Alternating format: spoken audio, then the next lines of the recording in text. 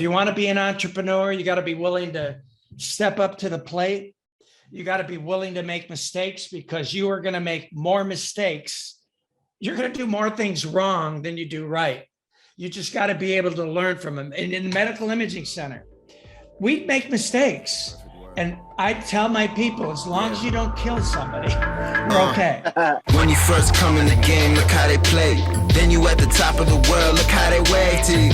From Marcy to Madison Square, the only thing that mattered was just a matter of years. So, this hard work pay off when time is money, but you got the nerve to take a day off. So nigga, what you waiting for, the pussy or the Grammy? Anticipating gold like anticipating pennies. All right, it's your boy Just Prince. And your boy Benny Musa. And we are the Balance Effect Podcast, here promoting entrepreneurship and bossing up in every way possible. Today is a very special episode because I feel like the individual that we have here today, is going to help a lot of us in many ways. It resonates with me personally because, a lot of the people that he helps, I kind of fit that criteria for, the people that he helps, right? He's a financial guru. He's been doing this for some time. He's been helping everybody in their financial aspects of their lives and the importance of financial freedom. That's the things that we preach here on the Balance Effect Podcast. It is imperative that, we reiterate that every time, every episode that we do this, right? So this individual reached out to me. He wanted to collaborate, and we wanted to make it happen as soon as possible. And we wanted to talk about dealing with debt, money management, credit, and how it could relate to other people, how he can help his process, how his process helped himself and a lot of his students. He has a course coming out, or a course already out, that helps individuals with becoming financially free, especially now in today's market where, more than 78% of us live paycheck to paycheck. It's saving, debt management, becoming financially free. That's all the stuff that this individual does. So it's my esteemed pleasure, not only myself, but Benny Musa's esteemed pleasure to have Howard Dekkers here, Self Made Millionaire financial guru. How you doing, Howard? I'm doing fantastic. I'm in Boca Raton, Florida, and I'm happy to be here, guys. I love doing this stuff. No. I'm happy to have you here, man. So Boca Raton, right? Before we got on, we were talking about you were trying to get us to move to Boca Raton, Florida. Why is that? Today it was 81 degrees, not a cloud in the sky. I go out on my balcony. I live on the 9th floor of an apartment complex. I go out on my balcony every morning, and I go like this, and I thank the big guy in the universe in the sky for my life. And it was so amazing this morning. That's why you should move to sunny South Florida. I'm convinced. Right. No taxes either. No state taxes. There you go. Well, say no more. I gotta ask you, Howard. Where did it start for you? As far as like where you're from, and even up to the point where you said, you know what, I need to change my life around. Well, I never really had to change my life around. Okay, I was very fortunate. I grew up in Detroit, Michigan. Mm-hmm. We had sick, I'm so the average person, you guys. It's, we lived in 6 people in a 2-bedroom house, and my dad worked for Chrysler Corporation. He was a tool and die worker right there on 8 Mile and like Groesbeck area. Mm-hmm. And my dad was a hard ass worker. He busted his butt. He worked long hours. And he did an amazing job for the family. When I was 3, he moved us to the suburbs, which is Harrison Township. And so I grew up on the water, and my dad never earned more than $35,000 a year, but I grew up on the water. And I think what helped me a lot is, number one, my dad, even though he only earned $35,000 a year, my dad from 20 years old, saved 10% of everything he earned, and he invested it. Okay. And I didn't even listen. My dad was telling me, son, you got to start saving money. I didn't even start what I'm teaching now until my late 30s. But what was fortunate for me is 2 streets over was where the rich people lived. And these were the people with the big homes on the lake. And I hung out there, and man, that lifestyle was amazing. Those kids grew up with every toy you could imagine.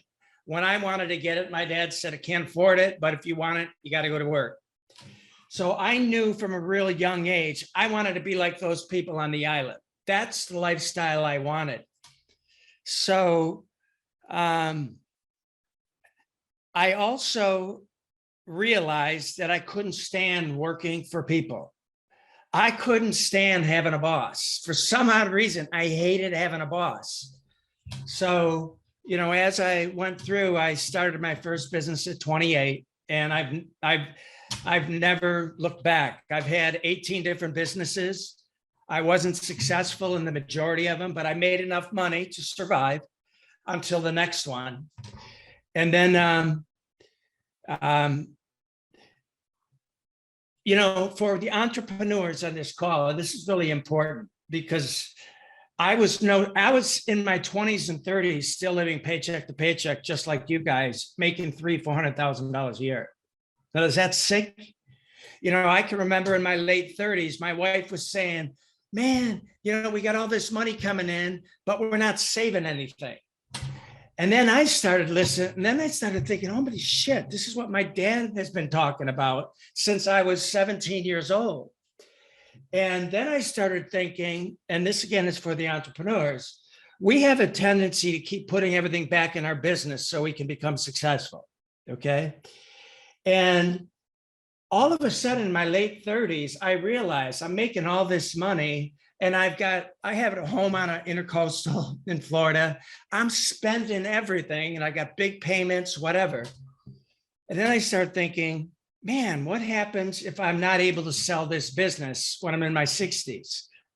What happens if I go out of business? I'd be broke in my 60s with a lot of stuff that isn't worth anything. So that's basically, I started just like everybody else.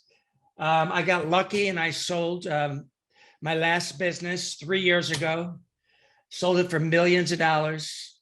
I was very fortunate, but even if I hadn't sold it 3 years ago, I still had millions in this plan that I'm now teaching people. And when I started 10%, at about age 38, I started 10%. And when I could, I would put more. So basically, that's the question. I got a stat for you. A lot of people think millionaires inherited their wealth.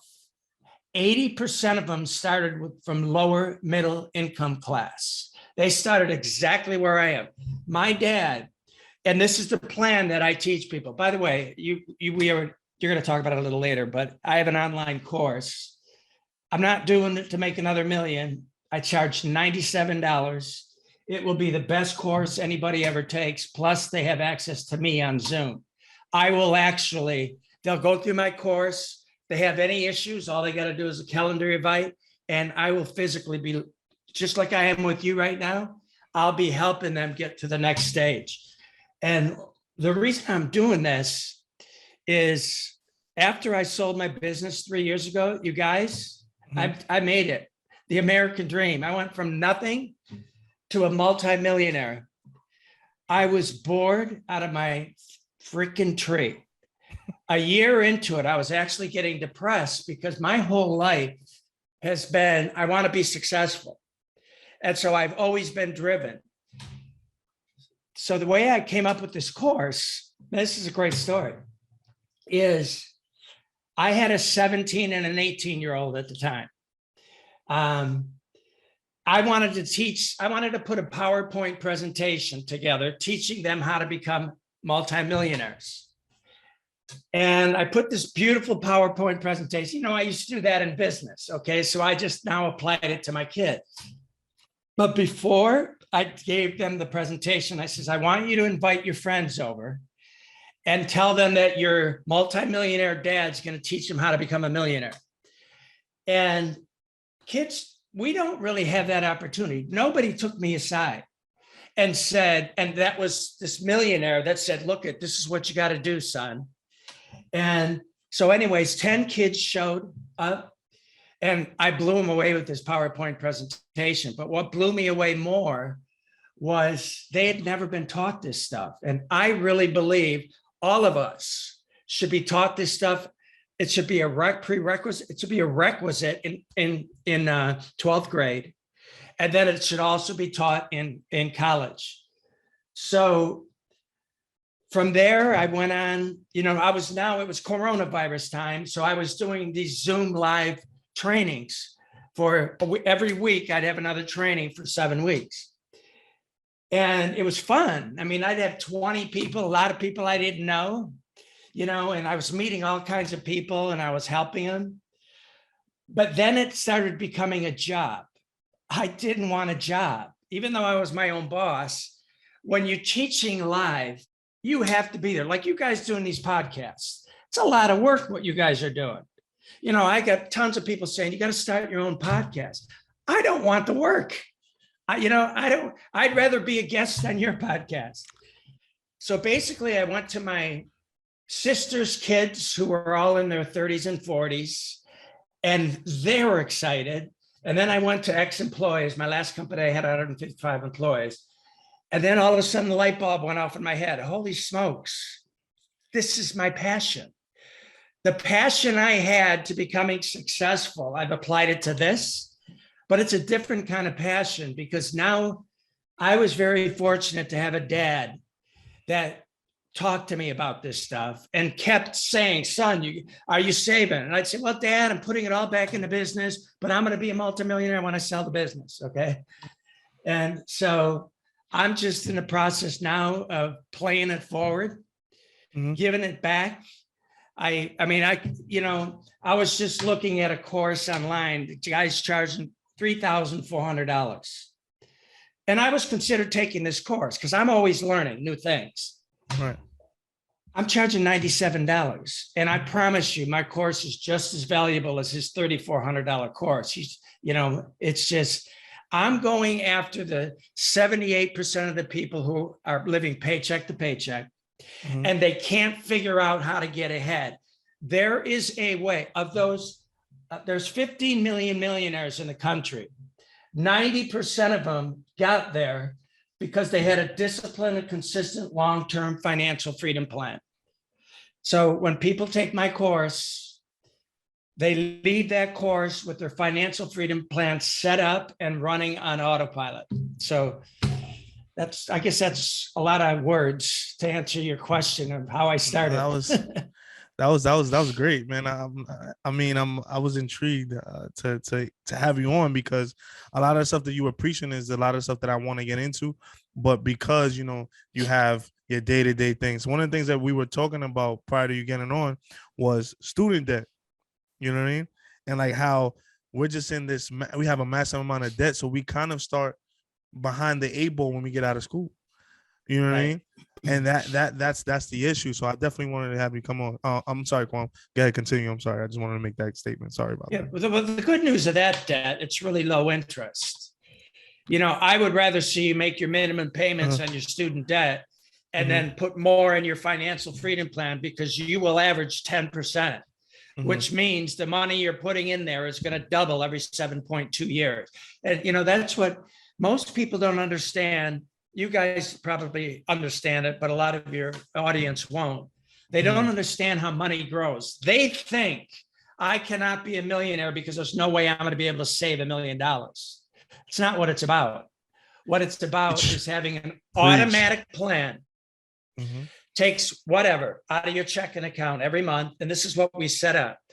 It goes into your brokerage account, and then it is invested in index funds, safe, low risk, multi-billion-dollar companies that averages 10%. And that's how I've done great with it. All right. I mean, wow, that's intense. But the thing about it is that you said something about low interest, right? When I went to school, right? When we both went to the same college. I mean, we ended up leaving, and then I ended up graduating later from another school that was a lot cheaper, which I should have done from the beginning. But when I signed the loan, my first loan, it was for $23,000 and it was 9% variable rate. Yeah, that's high. right? But it's lower now. It was variable.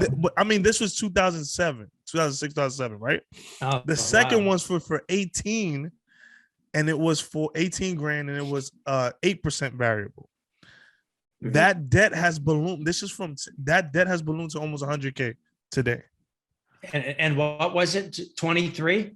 23 and 18, it was less than 40 grand. Yeah, from this, there was a lot of information, but I feel like what you're saying is that, you know, we get this whole dream of just like entrepreneur, you got to quit your job and do all this other stuff. But what you're saying is that you're breaking it down for people to still be not necessarily entrepreneurship, but it's more like how to be smart about the money that you're making, and eventually having your money work for you, even when you're working a regular job. So now it's more possible than ever before. Absolutely. And that's amazing. And Benny, to take that a step further, remember I said my dad never earned more than $35,000 a year. Right. Well, my dad started working at Chrysler Corporation at age 20, and he retired at 55. He didn't retire because he was wealthy. He retired because he freaking hated working in the factory. Okay. But he had enough pension. And, you know, so today, now remember, figure that he never made more than $35,000 a year working 40 to 60 hours a week. Today, he makes $85,000 a year off his investments. Those investments have grown to $3 million. And he makes $85,000 a year simply by taking 10%, paying himself first, putting it into a financial plan, and letting it go. Now, this financial plan, by the way, I don't make any money other than $97, okay? And I'm not really making any money on that. When you guys knew the team I have behind this, it's like, that's, so nobody makes any commissions off that because it's so easy. Anybody can do it because you set it up one time. And then let's say somebody starts out, well, I only want to do $50 a month. $50 a month is better than nothing. $50 a month will grow to, in 20 years, 76,000. In 30 years, 227,000. In 40 years, 637,000. I'm sorry, that's $100 a month. So the point is, you don't have to put a lot of your paycheck in there. You know, for the people who can't figure out how to live on 90%, I show you, and I show you how to find $200 to $500 a month. And I'll just one of the examples I'm going to give you right now, and you guys will shake your head up and down. Yeah, you're right. We are a Starbucks society right now. Everybody loves to go to Starbucks. They're spending $5, especially college kids, every day, 5 days a week. The first thing they're doing, even a really close, a friend of mine, she goes to the coffee place every morning. $5, we don't think about it. That's $25 a week or $100 a month. So what I'm showing people, because we have a budgeting module too. I've developed a one-page budget, which is anybody, a 10th grader could figure it out. So my proposal to this person is, I don't want to take away your Starbucks, but I only want you to go to Starbucks 2 times a week. And instead of giving Starbucks $100 a month, you're only going to give them $50. We're going to take the other $50 that you were giving to Starbucks, and we're going to put that in your plan. That'll be worth $113,000 in 30 years. That one little thing. You know, just another example is a car payment. Car payments destroy financial freedom plans. There's a lot of people, especially in Florida, that have $650 a month, probably in New York too, $650 a month car payments. It's way higher in New York. Not including insurance. Not including insurance, Howard. Okay, so let's take that $650 car payment. I want you, if you're my student, I want you to go sell that car. And that's good. Oh my God, but I love that car. But let me tell you why. You're going to go buy a $325 a month car. And that other 325 that you were giving to the bank to pay for the car is going to go in your financial freedom plan. In 30 years, it's worth over $700,000. So what people don't realize that these 78% of the people are living paycheck to paycheck. They have to look at the money and they have to start being money mindful. And I have a whole exercise that goes through that, one of my modules. And it's easy to all of a sudden, now when you're going to go buy something, you got to think to yourself, let's see, it's $400 a month, but what if I do this and only spend 200, I can put another 200 over here. And then I give you the calculator so you can figure out how much this $200 a month will be worth in 30 years and 40 years or 20 years. So we just gotta, when I was 38, that's what I started doing. What actually happens is this plan forces us to live in an environment of economic scarcity. You think you're broke, but that's because you're paying yourself first and your money's going over here and you're watching it build. And, so it's all up here. And we have not been, everybody wants nicer stuff. Everybody. So many people have credit card debt. I have a module that talks a little about credit card debt and how to get rid of it. And if somebody really wants to learn how to get rid of it, because I only spend one module on it, this guy spends a whole course on it. The hell's his name? He's out of Texas, or he's out of Alabama. Dave Ramsey. Dave Ramsey has a $90 program where you go to your local church. It's called Financial Peace. I don't agree with Dave Ramsey's investing philosophy, but I absolutely agree with the way he teaches people how to get out of debt. But you'll learn it in one module with me, but I just go over it lightly. With him, you get a whole plan. Man, we are going above and beyond right now. So we definitely got to move it forward. And I got to ask you, how did you how would you say you would break down your plan and your process to becoming a self-made millionaire? In other words, what was the first business that you actually opened up for yourself?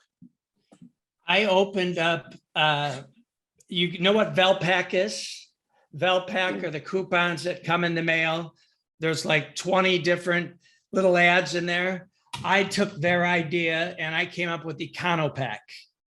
Okay. And then I just went out in the field and I didn't have any money, but I would go into a business's office, a business, and I would say, look, it's very similar to Velpack, but I'm less money. And I had it all zoned out where it'll go. And I did the same thing as Velpack. I didn't make a lot of money at it, but I got a lot of experience. And then from there, what did I do? From there, I went into selling ads on telephone book covers. From there, I started the Penny Saver in my community because I was traveling and I was seeing penny savers all over the country. And when I was talking to the businesses, they were raving about them. So I brought that back. And then I just kept evolving. And then the business I ended up selling for millions was medical imaging. And by the way, I didn't know anything about medical imaging. I became the best, most caring, biggest in Broward County because I brought in the team. I brought in radiologists. And it's still, to me, to this day, it still amazes me that this kid from Detroit had radiologists working for him. It was crazy. And it was just because I was willing to take the risk. Now, this is going into entrepreneurship. Most people don't want to own their own business, but a lot of people do. But to be an entrepreneur, you've got to understand that there's risk involved and you've got to be willing to take a little bit of risk. Now, we don't want to take stupid risk. But we want to take a little bit of risk. If you're a person that needs that insurance and you need that paycheck, whatever, be happy. Just make sure you're in the right job and you're working for great people. If you're not working for great people, get the hell out of there and work for great people that have a great mission statement. But if you want to be an entrepreneur, you got to be willing to step up to the plate. You got to be willing to make mistakes, because you are going to make more mistakes. You're going to do more things wrong than you do right. You just got to be able to learn from them. And in the medical imaging center, we make mistakes. And I tell my people, as long as you don't kill somebody, we're okay. Okay. And I really believe that. I mean, as long as you don't mess up and kill someone, we can get through mistakes. So you just gotta be able to go for it, take the risk. Don't be afraid of making mistakes. Mistakes, as long as you learn from them, you're getting ahead. Last question before Gabe takes over. We talk about risk. So like all of us here right now understand, and we can even say that some of us have even taken like super blind risks. Like that's just what it is. And that's how we fell into what we fell into. But for the people who are a little bit more hesitant to take those risks, I always tell people that there's like they kind of do this in stocks too. There's like a hedge or like a cushion for how much you're willing to lose. Mm-hmm. I don't know if you actually believe in that. Calculated risk. Right, calculated risk. How would you tell a student, how would you tell them to prepare for those calculated risks? You got to come up with a plan that isn't crazy. Like I got so many people saying, "Oh, are you going to teach me about crypto?" No, I'm not.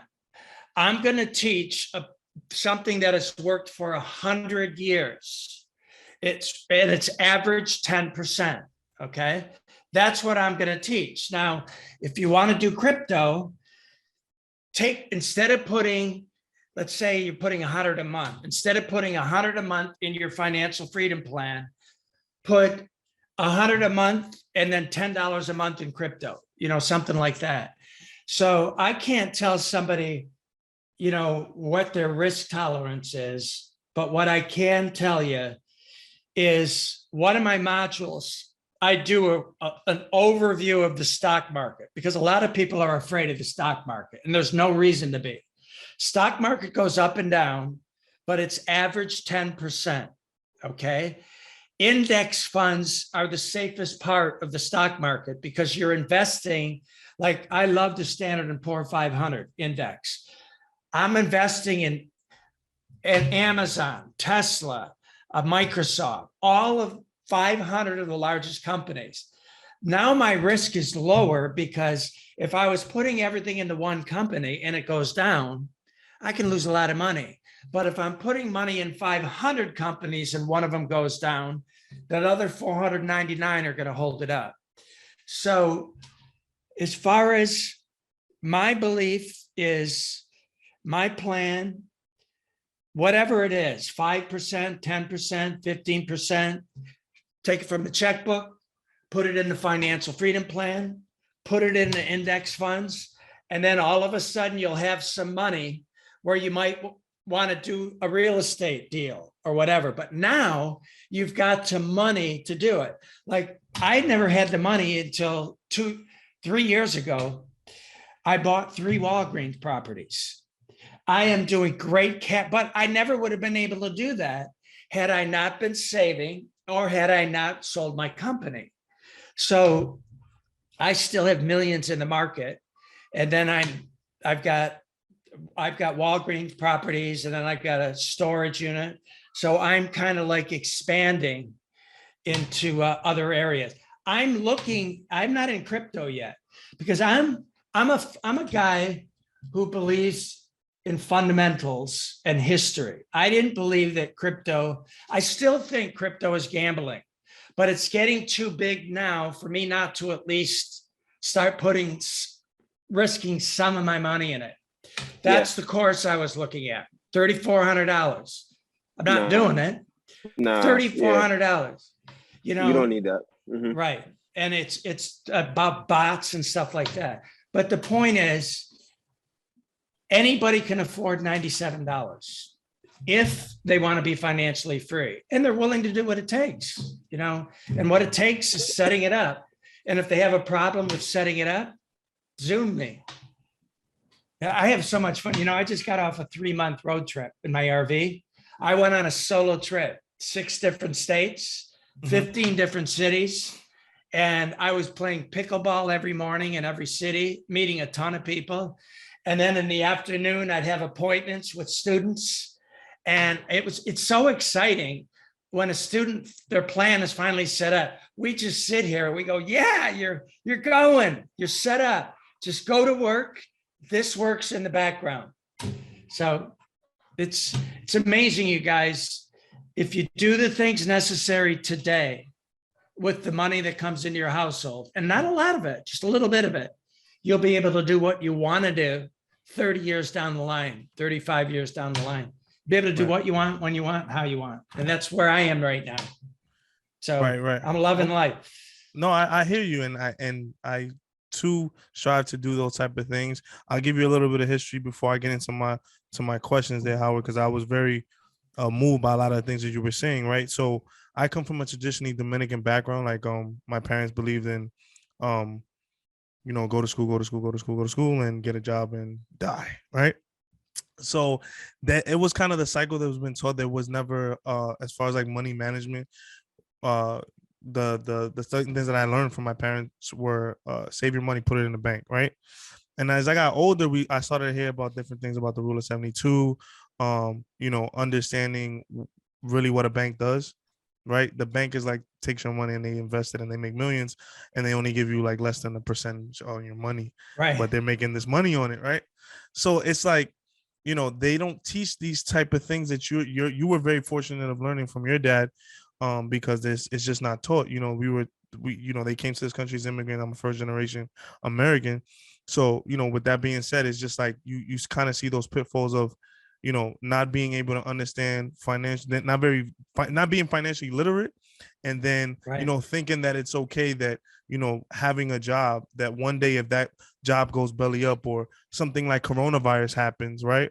And you don't have health insurance and stuff like that, blah, blah, blah, you're kind of left in the shit house at that point because, right. You don't have a security blanket. You got some money in the bank, but what's in today's age, what's 40, 50 grand in the bank? You know what I mean? When you're unemployed, right? Can I get it just really quickly? It takes $2,400, 2,400 years, 2,400 years for your money in the bank to double. In these index funds, it takes 7.2 years to double. So where do you want to put your money? Right. And people don't know that. You're so right. I get it, and I'm passionate about it too. That was one of the things that I was leading into. That and the reason why I started the podcast, because I wanted to kind of regurgitate a lot of the things that I was learning during the pandemic, and a lot to like kind of feed it to my people, to my viewers, and help them understand that I'm in the same position. I was so willing to do this. I stood for what I believed in, and I quit my job. I was a New York City public school teacher, and when de Blasio started with the you got to go get a shot, I was like, okay, cool. It's time to really, really turn this into not a hobby, but turn this into something that I really wanted to turn it into. And, there was a lot of mistakes too, in the beginning. I didn't have the equipment. I didn't have the time. I wasn't able to reach out to people, but really it's all about being disciplined. Like you were saying, having that discipline mentality of like, this is what I'm going to do. This is what I believe in, and, just being passionate about it. So I definitely appreciate you for the things that you were talking about. But moving on, they say the average millionaire needs 7 streams of income, correct? I mean, not 7. Yes, I have 7 streams of income. So to speak, let it be passive, residual, earn, royalty, etc. Right? Right. I know you explained how you became a self-made millionaire. But can you please explain to like the process of, passive, residual, earn income? Just a little touch, basically just touch over it for my viewers so they have more of an understanding of what it is. Okay. Well, first of all, when they say those averages, it's everybody's different. Okay. Mm-hmm. When you put money in index funds, okay, I have a lot of money in index funds that pay dividends. And right now I'm not, and then and then I also have money in Apple, Tesla, and other stocks that pay dividends. Well, Tesla doesn't pay a dividend. Apple pays a small one, but so I get probably $24,000 a year coming in from dividends, but I don't take it. I just have it reinvesting. So someday I'll take that. But I don't need it right now because I'm also into real estate. Real estate, my Walgreens, I'm cash flowing about $25,000 a month. And so that's pretty damn good. Okay, then I have a couple other businesses that throw off cash. So I'm looking at crypto to start now investing a little bit more in crypto because I'm learning about this bot program. I'm not going to put a lot in, and I'm going to put a little in, and I might put a little in every month. I don't know yet. I've got to learn more about it. So the whole idea, let's go back to my dad. My dad has $3 million in investments that throws off $85,000 a year. He also has Social Security. He also has a pension. My dad's making over $100,000 a year. Remember, this is a guy who never made more than $35,000 a year, only worked for 35 years. Most of his is coming out of dividend stocks. Okay, then he's got Social Security, which everybody will have Social Security. The average Social Security. Hopefully. Well, right. If they don't mismanage it, I mean, yeah, but let's hope they don't. I just can't believe that they would let that happen, even though politicians are the worst. They're managing the biggest corporation in the country, except vote in 11 months. But in the meantime, just write out your goals. I teach goal setting also. Write out your goals. As long as you're if you have your goals, and they cannot just be a 6-month goal. Let's say you hate your damn job. Let's say you hate it and all you do is complain about it. Then this is what you need to do. You need to have a short 3-month plan. Quit complaining, number one. Be the best that you can be at that shitty job so that your bosses see you're going the extra mile. Fix your resume. This is a list. These are the things you're going to do. Fix your resume. And once you got that done, go to Indeed and ZipRecruiter and just type in the kind of job you're looking for. And so now you've got a list of, let's say, 10 things you got to do to get out of that shitty job. If you're but then you're saying, oh, but I'm too busy. I'm working till 5 o'clock. I got to make food for the kids. Spend 15 minutes to a half hour every day at something on that list. And that's called getting ahead, because eventually the resume is going to be done and it's going to look great. And then because you went the extra mile at the business and your boss doesn't see you complaining, you just might be able to go into your boss and say, look, I need a raise. They take my class and take my budget. When we get done with the budget, I show them how to use that budget to get a raise. And if that doesn't work, then this is their next step to get a job so that they can up their lifestyle. If we go over lifestyles and, it's pretty cool stuff. So just write out your goals, whatever you want, and then just every day do something. As long as you're doing one thing every day, you're moving forward. What does this say? Keep moving forward. Right. As long as you're doing something every day, you're getting closer to your dream. If it's written down, you're 80% there. Yeah, I believe in that too, Benny. And one thing I was gonna kind of test what you're saying, I believe in manifestation. We talk about that a lot here, and like the book of The Secret. We'll talk about like different books that you read and stuff like that. Because I know you're an avid reader, you're always learning, and so am I. I don't read. I like audiobooks. I like to listen. That's the way that I'm able to process the information. So one of the things that you were talking about was just being able to, write things out. So I have a vision board when I started the podcast, I had a vision board of what exactly I wanted to do. You know what I mean? I wrote everything out like, okay, I'm going to name it this. And, you know, I want to look like this in a year or two. I want my business to be this. And I want to make $300K a year. And I want to live here. And this is the car I want to be driving and all this stuff like that. So it was just manifestation and kind of like seeing it, putting out into the universe and, you know, working towards that goal.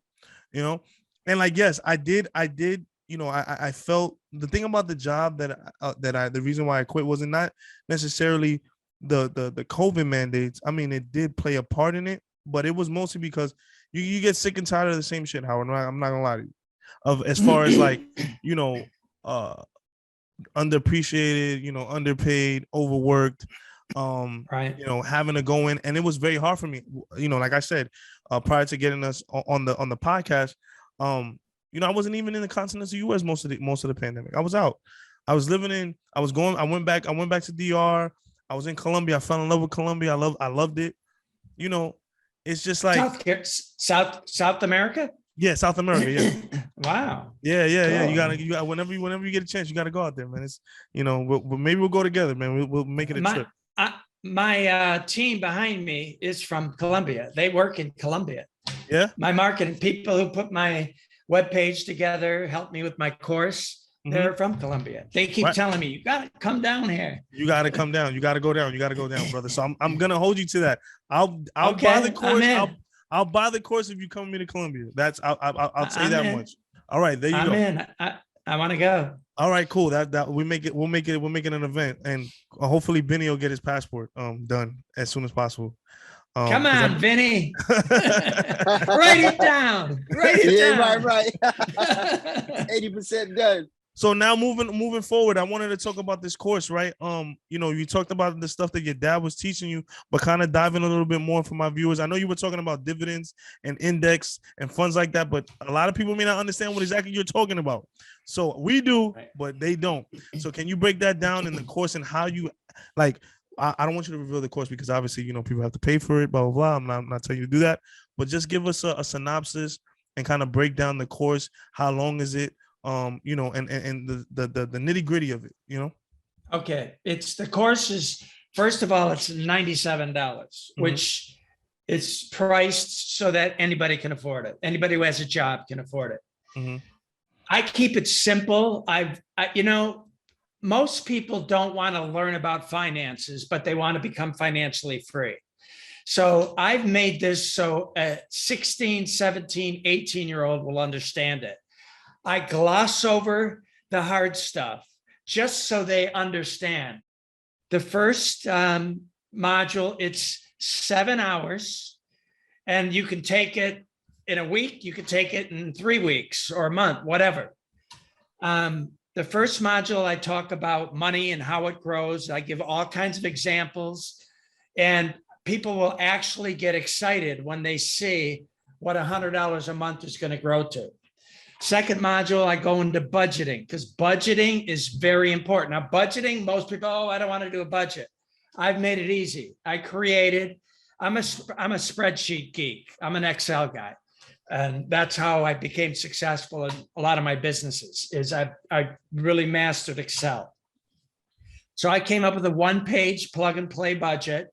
I go over it with them in class, and then that's one of their assignments. Because you take the course and, you know, you get a nice web page and then you got a little quiz. And so we can see how you're doing. And then if the ones you got wrong, it'll give you the answers. So then you'll know what the answer is. Then we go into the third module, and these are hour-long modules. We go over getting rid of debt. We talk about how important the credit bureaus are, and I just touch on it so people understand a little bit more about the credit bureaus. Then the fourth one, we go into the stock market.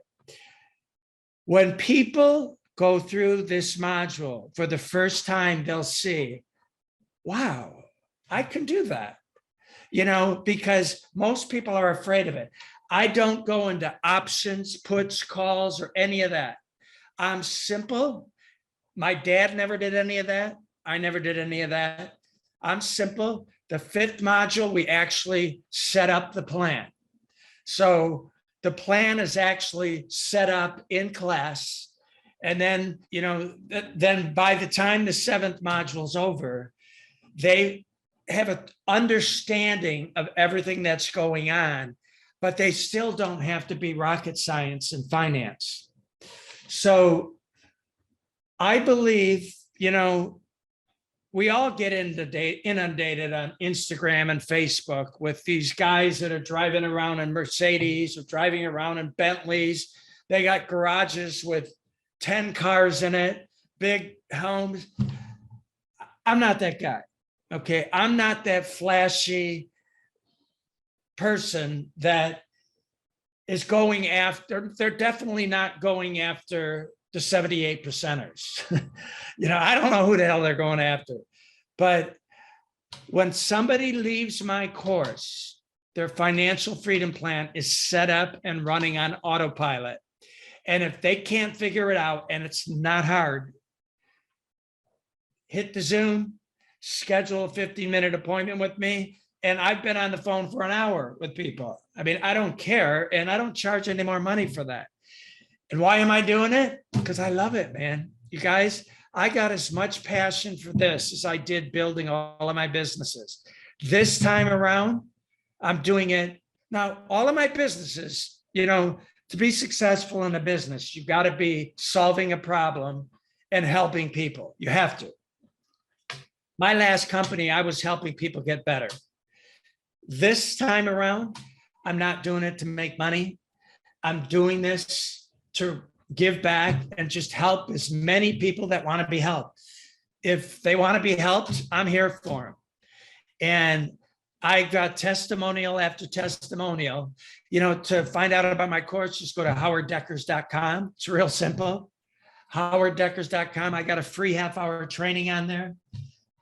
That's it. It's anybody that has a job and is willing to spend 7 hours, and I don't care if it's a week, 6 weeks, 6 months to do that 7 hours, you can become financially free by following this program. So I just tell people, follow my lead. I'm going to show you how I do it. I'm going to show you where I put my money.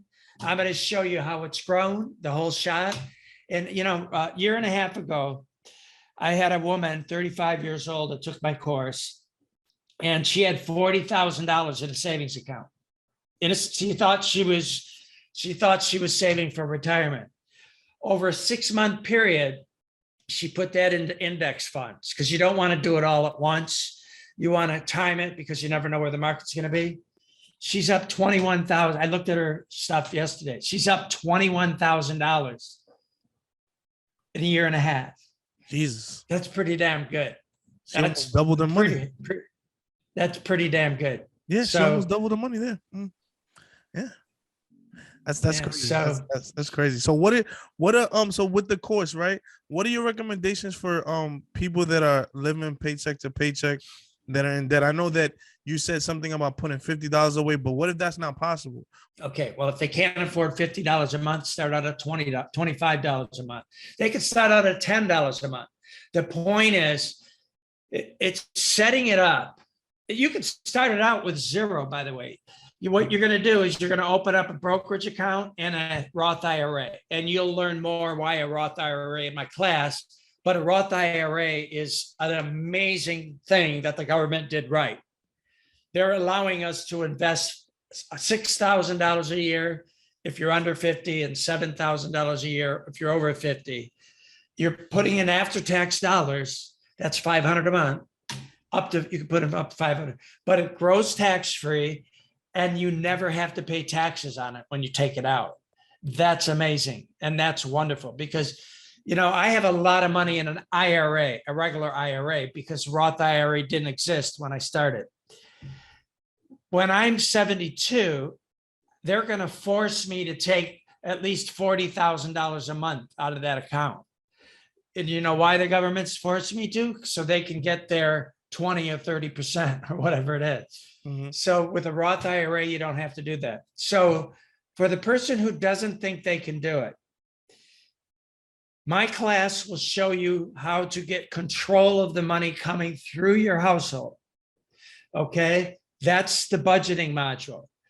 And I'll show you how to find the money so that you can do it, because you can do it. Now, you got to have a job. If you don't have a job, you really can't do it. You've got to have a job. And then as you're going through life, get to the point where you're always trying to get a better job and you're always trying to make more money. Obviously, if you're an entrepreneur, this thing can go on hyperdrive. Okay. My dad did have a company. He did it slowly. He did it like a turtle. Okay. And I didn't start till I was 38. And I was lucky. I had a business that was thrown off another cast. Problem I was having, I was spending it all. But so I was able to hyperdrive mine because I was making more money. I was just spending less. So anybody can do it. And I'm telling you, give yourself 6 months, paying yourself first, 10%, and you won't even know the difference. Okay. I have a Roth IRA. I had a Roth IRA account. Well, I do. I still do. I was paying $30 on it a month, and they were sending me quarterly statements. I did it through a friend of mine in Primerica and stuff like that. I don't know if you heard of the company, but it's a multi-level marketing company. Yeah. So he had spoke to me about that stuff, and I got a life insurance and all that stuff. I wanted to ask you a question. What were your thoughts on life insurance and Roth IRA? Which one would you invest in? And I talk about this in my training. Mm-hmm. Life insurance is the worst investment you can make. Okay. Life insurance, they'll show you that you can make this money. If you want life insurance, get term insurance. Term insurance is $20 a month, $25 a month. For $500 million, depending on how old you are.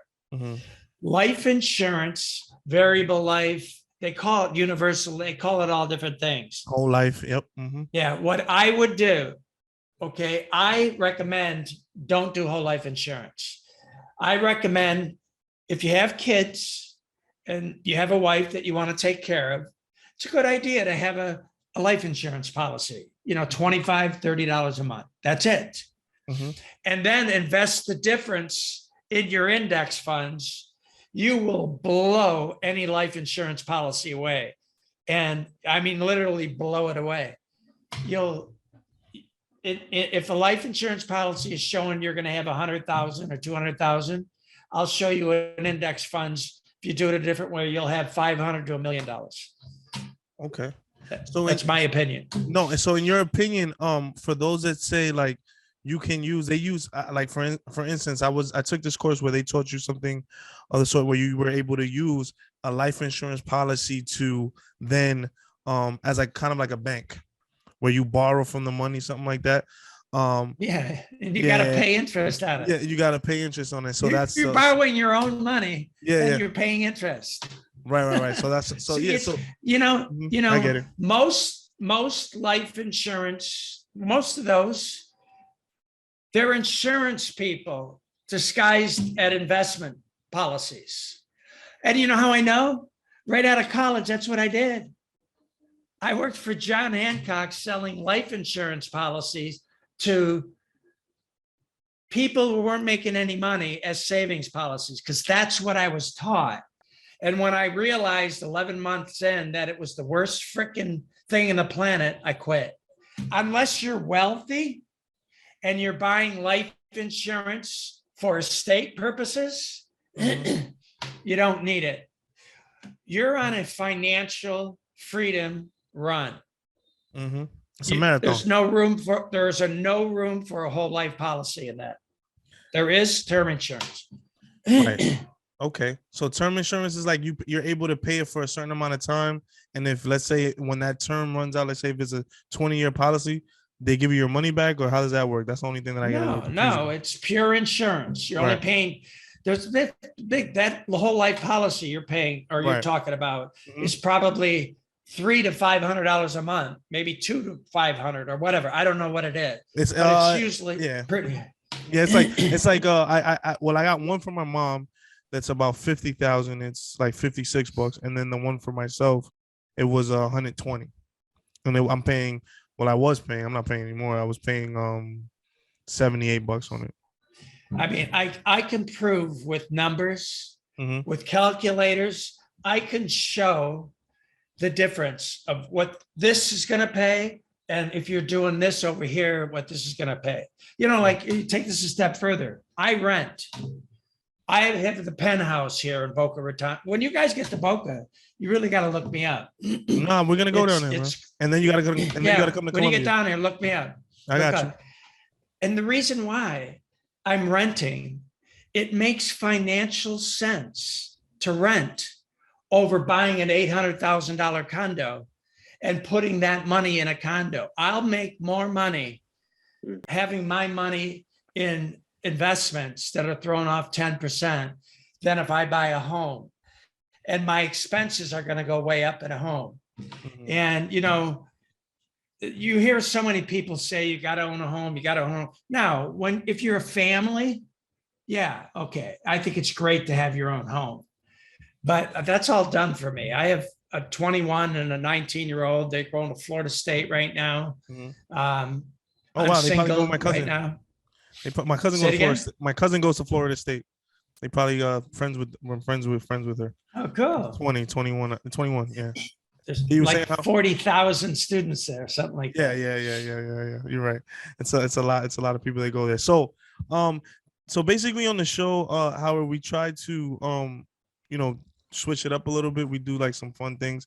We have this little game that we do with our guests. It's like an either or game. You either say yes or no, or you pick either or, and you have to tell us why. So Billy usually runs this section. I ask you either or why, and you gotta give us an explanation for it. So okay. Benny, let's start that off, buddy. First one up: books or audiobooks? I love books, but I'm older than you guys. I was reading books before they had iPhones and all this other stuff. We were too. Nah, just him, just y'all. Man, listen. I love books, and I love the smell of them. Oh man, that's great. All right, next question, man. Savings or investment account? Obviously an investment account all the way. Mm-hmm. Savings account will grow double money every 2,400 years. An investment account, mine and what I teach, every 7.2 years. Okay. Mm-hmm. All right, we were talking about this next question. IRA or a life insurance policy? Absolutely. Roth IRA. Mm-hmm. Okay. All right. Specifically. Okay. Next question.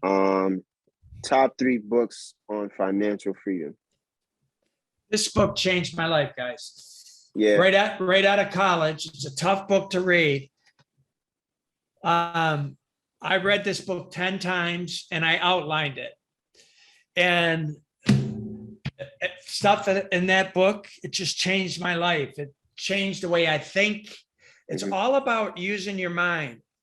So that book, Money Master the Game by Tony Robbins. It's a great book.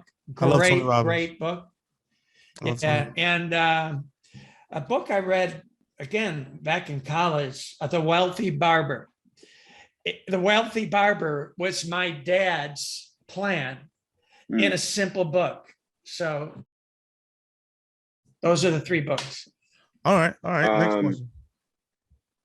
question. Debit card or credit card? Credit. Right. Debit card, hard to manage your checkbook with a debit card. Right. Got you. So you've never owned a debit card, or you don't believe in it, or what? Oh, I don't know. I haven't used a debit card 30, 40 years. No way. Oh my God. Because I'm a guy who I love tracking everything. Okay. And I like getting an extra 30 days on my money on a credit card. Mm-hmm. And I just make sure I pay it off every month. Don't use a credit card if you're not going to pay it off, obviously. Right. But definitely credit card. All right. Do you teach your students how to deal with credit cards and stuff like that, how to pay them off. Yeah. Yeah, I have a module on that. All right, cool. All right, next question.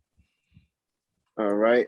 Next question is define a money market account. One more time. Define a money market account? What is a money market account? A money market account will double every 2,400 years. Money market accounts pay the same interest rate almost as a savings account. Mm-hmm. So that's another. You use a money market account when you transfer money into the plan. It goes into sort of like a money market account, mm-hmm. But 2 days later you have it invested into index funds. So it doesn't sit in that interest-bearing account. It goes into a 10%. Got you. All right. Next one. Would you rather a mansion in Malibu or a condo in West Palm Beach? I live in West Palm Beach, Boca Raton. And I have an amazing apartment here, and I love it. I love it. Yeah, I love it. All right. Next question. Oh, this is crazy. Are women good debt or bad debt? Are women good debt or bad debt? First of all, it depends on the woman. Okay. I was very fortunate. My ex-wife, who we're still best friends, we're still busy. We own Walgreens. We still do family things together, everything. She was amazing. Mm-hmm. She was a woman who hated spending money, which was wonderful. Mm-hmm. So and I'm not really sure I want to call her debt. But then there's the women that they want to go, they want you to buy in these expensive presents, and they want you to do all these expensive things, and they don't want you to work. They want you to be at home with them. Yeah. Before I got married, I went through a lot of girlfriends, and almost every single one of them couldn't handle my work ethic. Because I would work, when I was in my prime, I was working from 6 a.m. till 10 p.m. because I had to be successful.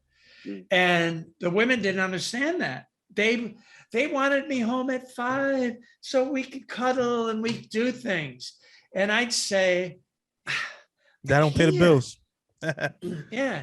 And my ex-wife was the first one. She said she wanted success as bad as I did. She would sit right next to me at 10 o'clock at night. Wow. She's working. What we would call a rider. She's a ride or die.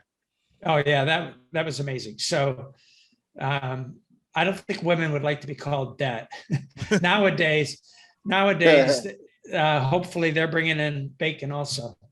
Yeah. But we try to we talk about like gender roles and how things are switching, and how like kind of like men in today's age are kind of lost. They don't understand, where do we fit in? Because most of the time, traditionally, we were the disciplinaries, we were the breadwinners, we were the builders of the world, right? But now, it's kind of hard with the way society has changed. But it's in a good way, and I agree with it.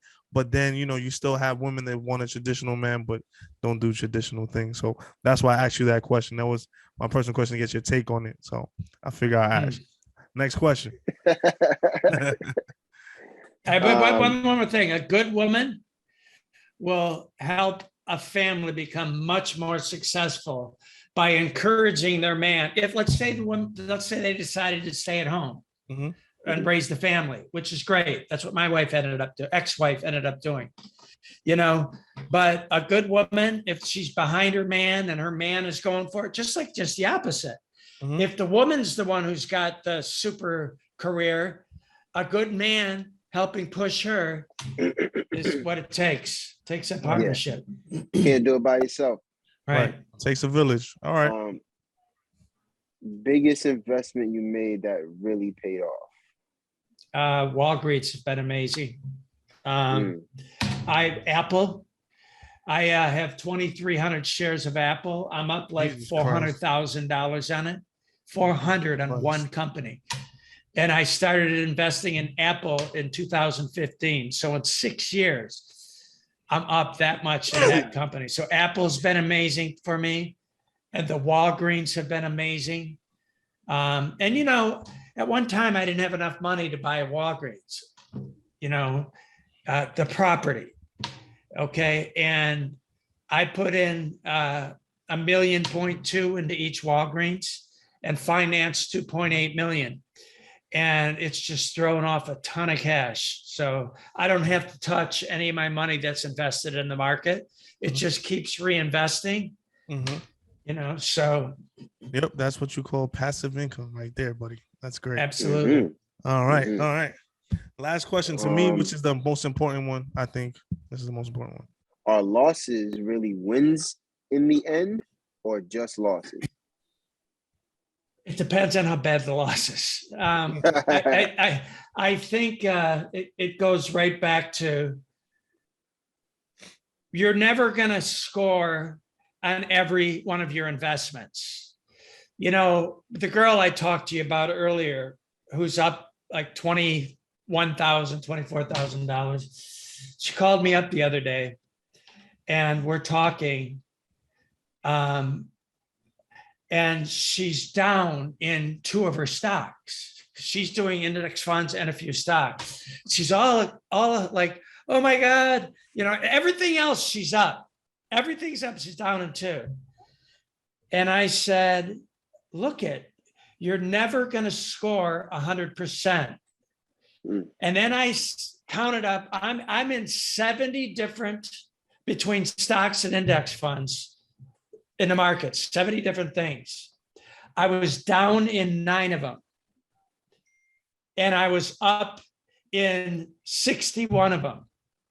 And I was up like 600,000. And I was down 9 and 9,000 in the one. So you can't make crazy investments. If somebody says they're putting all their money in crypto, they're crazy. They're nuts. Nothing wrong with putting a little bit in crypto. Put it elsewhere. Index funds are so much more reliable, you know. So there's nothing wrong with making mistakes in life. If you don't make mistakes, you're not going to win. The people who make the most mistakes make the most money. So, wow, I never looked at it like that. So, in your words, losses are always wins. Then, depending on the losses, they're wins because they end up being lessons for you to keep going and moving forward. Correct.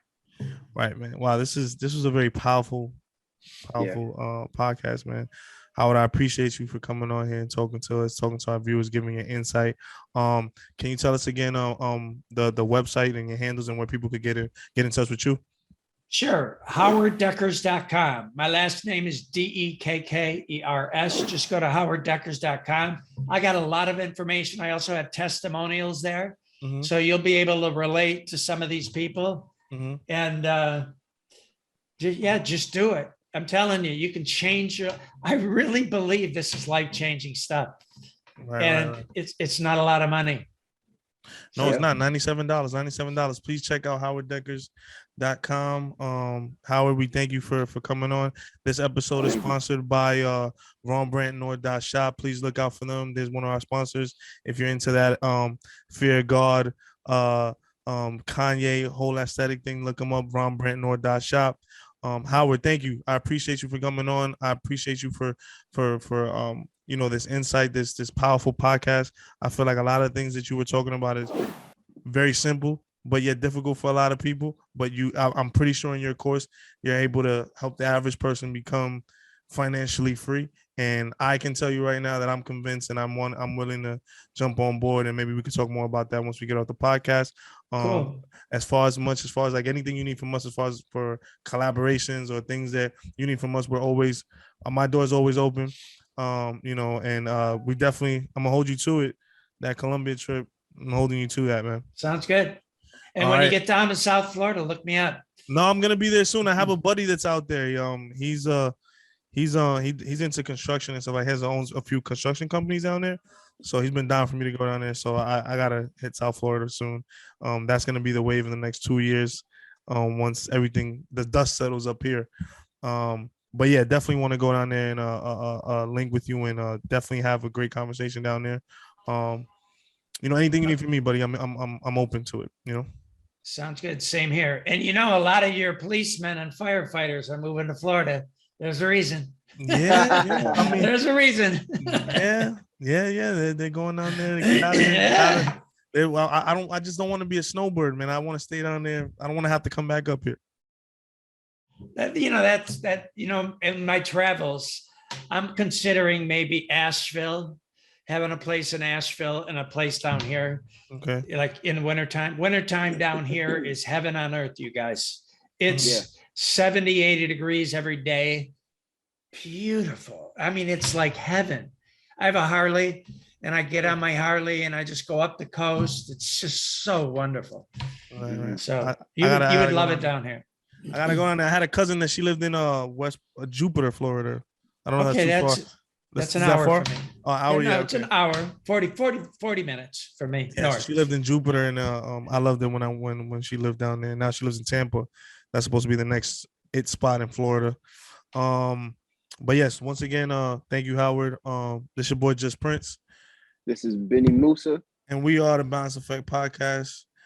This is episode, I don't even know. I think it's episode 10, right? But yeah, thank you, Howard. I appreciate you. You're welcome, guys. It was great being on your program, and I wish you all the success you guys allow yourself to have. I'm feeling your pain. It's part of the hustle. Think with your mind, do work with your muscle. A beautiful Janet, poetic justice. A broke nigga, end of discussion. See money talks, you niggas talk too much. All that hating sound.